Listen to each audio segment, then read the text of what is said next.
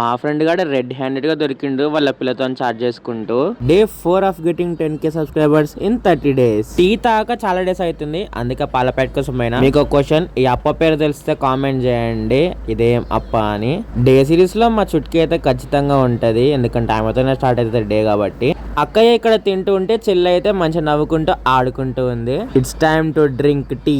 3 పూట్ల చాయ్ ఉంటే చాలు, అన్నం లేకున్నా ఉంటా. ఈ మధ్యలో నేనైతే కాలేజ్ లో ఎక్కువ తినడం లేదు, ఇంటికనే తినిపోతున్నా. ఎందుకంటే కాలేజ్ కి బాక్స్ తీసుకోవను, అది నాకు పెద్ద బరువు. అసలుకి ఈ రోజు కూడా తినకపోవు, కానీ నా ఫేవరెట్ 2 కర్రీస్ ఉన్నాయి, ఒక టమాటా మెంతి అండ్ కాలీఫ్లవర్. అందుకే తినేసేదే స్టార్ట్ అయినా. మనం ఉండేదే కర్రగా, ఇంకా పైన నుంచి సూర్యుడు కొడుతున్నాను, ఇంకా కర్రగా అయిపోతా కాలేజ్ పోయేసరి. మా గ్యాంగ్ మొత్తం ఎట్లుంటామంటే సకుటుంబ సపరివారి సమేతంగా ఉంటాం. తిన్నాక ఒక మేడం వచ్చి క్రిస్మస్ ప్రోగ్రామ్ ఉంది, మీకు ఇంట్రెస్ట్ ఉంటే పార్టిసిపేట్ చేయండి అని అన్నారు. మీరు ఎప్పటి నుండో వెయిట్ చేస్తున్నారు కదా, ఆ సమయం రానే వచ్చింది. నేను నార్మల్ క్లాస్ వింటూ ఉండే, మా ఫ్రెండ్ గారు ఏమో డీప్ గా చూస్తున్నాను, 1 సైడ్ చూసిన.